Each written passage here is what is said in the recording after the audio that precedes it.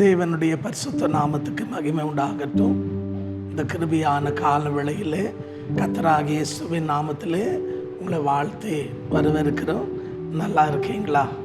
இந்த காலையில் கர்த்தர் உங்களோடு இருந்து உங்களை ஆசீர்வதிப்பார். என்னோடு கூட பரிசுத்த வேதாகமத்திலிருந்து 122 சங்கீதம் அதில் முதல் வசனத்தை தேவ மகிமைக்காக நீங்கள் வாசித்து பாருங்கள். இஸ்ரவேலுக்கு ராஜாவாக இருக்கிற தாவீது இந்த சங்கீதத்தில் சொல்லுகிறார், தேவ ஆலயத்துக்கு போவோம் வாருங்கள் என்று சொன்ன உடனே அவர் மிகுந்த சந்தோஷத்தோடு போனார் என்று வேதம் சொல்லுகிறது. அன்பான சகோதரனே சகோதரியே, இந்த கிருபையான வேளையில் தாவீது ராஜா சமீபத்திலும் தூரத்தில் கவனிக்கிற உங்களுக்கும் எனக்கும் ஒரு நல்ல முன் உதாரணம் எடுத்துக்காட்டு. காரணம் என்ன அப்படின்னு கேட்டிங்கன்னா, அவர் ராஜாவாக இருந்தாலும் கூட தேவ ஆலயத்துக்கு போவோம் வாருங்கள் என்று சொன்ன உடனே அவர் சந்தோஷத்தோடு கடந்து போனார் என்று நாம் கர்த்தருடைய வார்த்தையை வாசிக்கிறோம். காரணம் என்னென்னா, இந்த வார்த்தையை கொஞ்சம் அழுத்தமாக சொல்லக்கூடிய நோக்கம் என்னென்னா, இன்றைக்கி நம்ம இருக்கிற இந்த காலகட்டத்தில் பார்க்கும்போது அன்பான தேவ ஜனமே, தேவாலயத்தை விட்டு ஜனங்க என்ன பண்ணிகிட்டு இருக்கிறாங்கன்னா தூரமாக போயிட்டுருக்கிறாங்க. ஆனால் தாவீது பாருங்க, அவருக்கு சிங்காசனம் இருந்தது, செல்வாக்கு இருந்தது, ஒரு தேசத்துக்கு ராஜா, உயர்ந்த பதவியில் இருந்தாலும் கூட அவர் தேவாலயத்தை மறக்கவே இல்லை. அவருக்கு ஒன்று தெரியும், இன்றைக்கி நான் ராஜாவாக இருக்கிறேன்னா, நான் நல்ல நிலையில் இருக்கிறேன்னா, ஒன்று தேவன், ரெண்டாவது தேவனுடைய ஆலயம்.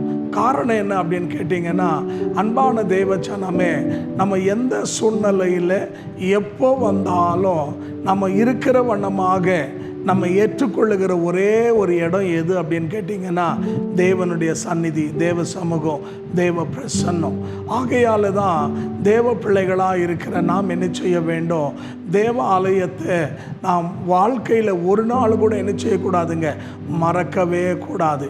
இன்றைக்கி இருக்கிற கிறிஸ்துவ உலகம், இன்றைக்கி இருக்கிற ஆவிக்குரிய ஜீவியம், இன்றைக்கி இருக்கிற கிறிஸ்துவங்க எப்படி ஆயிட்டாங்கன்னு சொன்னீங்கன்னா, திருமணத்துக்காக ஆலயத்துக்கு வருவாங்க, குழந்தை பெற்றுக்குன்னா பேர் வைக்கிறதுக்கு ஆலயத்துக்கு வருவாங்க, பண்டிகைன்னு சொன்னால் ஆலயத்துக்கு வருவாங்க, செத்தா அடக்கம் பண்ணுறதுக்கு ஆலயத்துக்கு வருவாங்க. இன்றைக்கி என்ன ஆகிப்போச்சுன்னா, ஆலயன்றது அன்பான சகோதரனே சகோதரியே, நமக்கு என்னங்க அனுகூலத்துக்கு ஏற்றபடி நம்ம நினச்சிட்ருக்குறோம். ஆனால் ஆலயம் அது அல்ல. இந்த ஆலயம் எப்படியாப்பட்டதுன்னு சொன்னீங்கன்னா, உன்னதமான தேவன் வாசம் பண்ணுகிற இடம்தான் தேவனுடைய ஆலயம். நீங்கள் 2 நாளாகமத்தின் புத்தகம் 7ஆம் அதிகாரம் 15ஆம் வசனத்தை வாசித்து பாருங்க. ஆண்டவர் அன்பான தேவஜனம் அந்த இடத்துல சொல்கிறார், இந்த ஆலயத்தில் என்னங்க செய்யப்படுகிற ஜபத்துக்கு என்னுடைய செவிகள் திறந்திருக்கும், என் கண்ணு கவனமாக இருக்கும், என் மனது ஆலயத்தின் மேல் இருக்கும்னு சொல்லப்படுகிறது. அப்போ தேவ ஆலயத்தில் நம்ம வரும்போது அன்பான தேவ ஜனமே, கர்த்தருடைய வசனம் சொல்லுது, அவருடைய செவிகள் நம்முடைய ஜபத்துக்காக திறக்கப்பட்டிருக்கான், அவருடைய கண்கள் நம்மை கவனிக்கிறதா, அவருடைய இருதயம் அங்கே இருக்கிறது. அப்போ நம்ம எந்த சூழ்நிலையில் வரோம், எந்த பலவீனத்தில் வரோம், எந்த எதிர்பார்ப்போடு எந்த தேவையோடு வருகிறோன்னு சொல்லி தேவ ஆலயத்தில் தேவன் நம்ம என்ன செய்து கொண்டிருக்கிறாரு, கவனித்து கொண்டிருக்கிறார். ஆகையால் தான் இந்த கால வேளையில் இந்த வார்த்தையை கேட்குற என் அன்பு தேவ ஜனமே, நீங்கள் நல்லா இருக்கணும்னா, நீங்கள் ஆசீர்வாதமாக இருக்கணும்னா, உங்களுடைய ஆவிக்குரிய வாழ்க்கை செத்து போகாமல் அது உயிர்ப்பித்து அநேகருக்கு பிரயோஜனமாக காணப்படணும்னா நாம் என்ன செய்ய வேண்டும், ஆலயத்தை நேசிக்கிற தேவ பிள்ளைகளாக மாறணும். நமக்கு நல்ல ஒரு முன்மாதிரி உதாரணம் யாருன்னா ஆண்டவராகிய இயேசு கிறிஸ்து.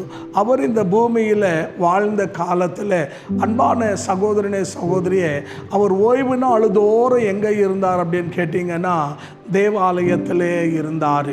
ஆகையால் அன்பான சகோதரனே சகோதரியே, அது மாத்திரமல்ல, நீங்கள் லூக்கா 4:16 வாசித்து பாருங்கள். ஆண்டவருக்கு என்ன பழக்கம் இருந்துச்சுன்னா, தான் வளர்ந்த ஊராகிய நாசரேத்துக்கு அவர் என்ன பண்ணுவாராம், வாடிக்கையாக தேவாலயத்துக்கு வருவாராம்.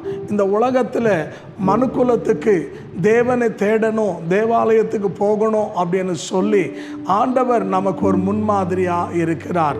ஆகையால் இன்றைக்கு நீங்களும் நானும் தேவ வசனத்தை கேட்குற என் அன்பு சகோதரனே சகோதரியே, உன் வாழ்க்கையில் அற்புதங்கள் நடக்கணும்னா, அதிசயங்கள் நடக்கணும்னா, உன் தேவைகளை சந்திக்கணும்னா, கர்த்தரனை உயர்த்தி நல்ல நிலையில் வைக்கணும்னா நீ என்ன செய்ய வேண்டும்? தேவ ஆலயத்தை தேடுகிறவனாக, தேவ ஆலயத்தை நேசிக்கிறவனாய் மாற வேண்டும். சங்கீதக்காரனாகிய தாவீது 27ஆம் சங்கீதம் 4ஆம் வசனத்தில் சொல்லும்போது சொல்கிறாரு, ஆண்டோடத்தில், ஆண்டே நான் ஒரே ஒரு வரத்தை கேட்குறேன், அது என்னன்னா நான் உயிரோடு இருக்கிற நாளெல்லாம் உடைய சமூகத்திலே இருக்கணும்னு சொல்லி. தாவீதுக்கு அன்பான தேவ ஜனமே, அரண்மனையை காட்டிலும் ஆலயம் சிறந்ததாக இருந்தது.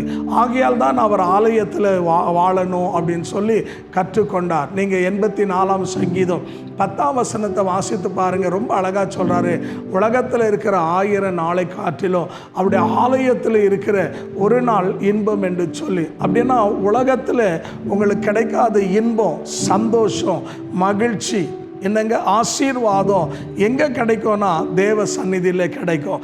ஆகையால் நாம் என்ன செய்யக்கூடாது? தேவாலயத்தை மறந்து விடக்கூடாது. இன்றைக்கி அநேகர் மறந்து போனதுனால தான் அவங்க ஆசீர்வாதத்தை இழந்துட்டாங்கோ. இன்றைக்கி பலவிதமான துக்கங்களை அனுபவிக்கிறாங்கோ, பல சாபங்களை சந்திக்கிறாங்கோ. அவங்க வாழ்க்கையில் இன்றைக்கி சமாதானமற்ற நிலையிலே காணப்படுகிறார்கள். ஆகையால் இந்த வார்த்தையை சமீபத்தில் தூரத்தில் கவனிக்கிற என் அன்பு தேவச்சனமே, இந்த 2025ஆம் வருஷத்தில் ஒரு தீர்மானம் பண்ணுங்க. ஆண்டவரே, நான் உயிரோடு இருக்கிற வரைக்கும் ஆலயத்தை மறக்க மாட்டேன். நான் ஆலயத்தை தேடுவேன், ஆலயத்தை நேசிப்பேன், ஆலயத்துக்கு வருவேன். ஏன் நான் ஆலயத்துக்கு வரணும் அப்படின்னு சொல்கிறேன்னா, நீங்கள் 36ஆம் சங்கீதம் 8ஆம் வசனத்தை வாசித்து பாருங்க. அங்கே தேவ வசனம் சொல்லுது, தேவன் ஆலயத்தின் சம்பூர்ணத்தினால நம்மை ஆசீர்வதிப்பாராம். அன்பான தேவ ஜனமே, சம்பூர்ணம் எங்கே இருக்குன்னா, நிறைவான ஆசீர்வாதம் எங்கே இருக்குன்னா தேவனுடைய சமூகத்தில்.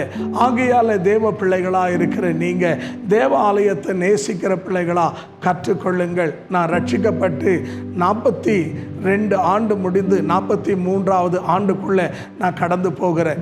இந்த 43 வருஷத்தில் அன்பான சகோதரனே சகோதரியே, நான் ஒரு ஞாயிற்றுக்கிழமை கூட ஆலயத்தை தவறினதே கிடையாது. காரணம் என்னன்னா, அன்பான தேவ ஜனமே, நான் அந்த ஆலயத்தை நேசித்ததுனால தான் இன்னைக்கு என்னை கத்த அன்பான தேவ ஜனமே உயர்ந்த நிலையில், நல்ல நிலையில் இன்னைக்கு கர்த்தர் கோடி மடங்கு ஆசீர்வதித்து அன்பான ஒரு குறையில்லாமல் இன்னைக்கு தேவன் வைத்திருக்கிறார். ஆகையாலே இந்த வார்த்தை கேட்குற அன்பு சகோதரனே சகோதரியே, நீங்கள் ஒரே ஒரு வார்த்தையை வாசிங்க. யோவா நீங்கள் அப்போஸ்தலர் 2ஆம் அதிகாரம் 47ஆம் வசனம் வாசிச்சு பாருங்க. ரட்சிக்கப்பட்டுள்ள அனுதினமும் ஆண்டவர் சபையில் கொண்டு வந்து சேர்த்தாராம். அப்போது தேவனுடைய நோக்கம் நம்ம தேவாலயத்தில் இருந்தால் தான் ஆசீர்வாதமாக இருப்போம். ஆலயத்தை விட்டு வெளியே இருந்தீங்கன்னா அன்பான தேவ ஜனமே, ஆலயத்துக்கு வெளியே யார் தெரியுங்களா இருக்கிறது? பிச்சைக்காரன் தான் இருப்பான். நீங்கள் அப்போஸ்தலர் 3ஆம் அதிகாரத்தில் நீங்கள் வாசித்து பாருங்கள். அன்பான அலங்கார வாசலில் என்ன பண்ணிட்டு இருந்தாங்க? 40 வருஷம் சப்பானி பிச்சை எடுத்துகிட்டு இருந்தான். நம்ம ஆலயத்துக்கு வெளியே இருக்கக்கூடாது. ஆலயத்துக்கு வெளியே நமக்கு வறுமை தான் இருக்குது, ஆலயத்துக்குள்ளே தான் ஆசீர்வாதம். ஒருவேளை இதுவரைக்கும் நீங்கள் ஆலயத்துக்கு ஒழுங்காக போகாத இருந்தால், ஆலயத்தை நேசிக்காமல், ஆலயத்தை தேடாமல், ஆலயத்துக்கு தூரமாக இருந்து இன்றைக்கி பல பிரச்சனைகள் அனுபவித்து கொண்டிருந்தா, இன்றைக்கு ஒரு தீர்மானம் பண்ணுங்க. ஆண்டவரே, நான் உயிரோடு இருக்கிற நாளெல்லாம் கர்த்தருடைய ஆலயத்துக்கு நான் ஒழுங்காக போவேன். ஆலயத்தின் நன்மையினால் நான் ஆசீர்வதிக்கப்படணும், என் குடும்பம், என் பிள்ளைங்க ஆசீர்வதிக்கப்படணும்னு சொல்லி நீங்கள் ஒரு தீர்மானம் பண்ணுங்க. கர்த்தர் கண்டிப்பாக உங்களை, உங்களுடைய பிள்ளைகளை, குடும்பத்தை ஆசீர்வதிப்பா. எத்தனை பேர் விசுவாசிக்கிறீங்க?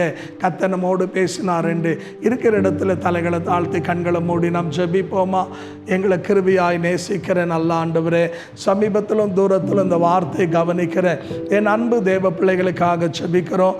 ஆமாம் ஆண்டவரே, ஆகாமின் கூடாரங்களில் இருக்கிற 1000 நாளை காட்டிலும் நம்முடைய ஆலயத்தில் இருக்கிற ஒரு நாள் இன்பம் என்று சொன்ன தேவன், அப்பா, இந்த நாளை எவ்வளோ பெரிய பாக்கியத்தை ஆண்டவரே எங்களுக்கு தந்து உம்முடைய ஆலயத்தில் வந்து தங்கி உம்முடைய சத்தத்தை கேட்கும்படியா எங்களுக்கு நீர் பாராட்டின கிருபைகளுக்காக நன்றி செலுத்துகிறோம். இந்த பாக்கியத்துக்கு தூரமாக இருக்கிற ஒவ்வொரு தேவ பிள்ளைகளுமா நீர் தொட்டு அவருடைய சிறையிருப்பை மாற்றி அவருடைய குறைகளை நிறைவாக்கி அவளுக்கு அற்புதங்களை செய்து ஆசீர்வதியும். உங்களுடைய கிருபையுள்ள கரத்தில் ஒப்பு கொடுக்கிறோம் ஆண்டவரே. பலவீனமாக இருக்கிற மக்களை தொட்டு அவளுக்கு நல்ல சுக பலனை தாங்க. அது மற்றும் அல்ல, திருமணம் ஆகாத பிள்ளைகளுக்கு ஏற்ற வாழ்க்கை துணைகளை கட்டளையிடுங்க. வேலை இல்லாதவர்களுக்கு வேலை வாய்ப்பை தந்து ஆசீர்வதித்து அற்புதங்களை செய்யும். அவருடைய குறைகள் எல்லாம் நிறைவாக்கும். எங்களுடைய ஜபங்களை கேட்டதுக்காக நன்றி. இயேசுவின் நாமத்தில் பிதாவே, ஆமென், ஆமென். கர்த்தர் உங்களை ஆசீர்வதிப்பாராக. இன்னும் நீங்கள் ஆவிக்குரிய வாழ்க்கையில் வளரணும்னு விரும்பினா, அன்பான தேவ ஜனமே, எங்களுடைய யூடியூப் சேனலில் தொலைபேசியின் டிஸ்பிளே ஆகிறது, நீங்கள் எங்களை அணுகலாம். அதோடு கூட உங்களுக்கு ஜெப குறிப்பு இருந்தால் எங்களோடு தொடர்பு கொள்ளுங்க. உங்களுக்காக நாங்கள் தொடர்ந்து ஜெபிக்கிறோம். கர்த்தர் உங்களை ஆசீர்வதிப்பார். ஆமென், ஆமென்.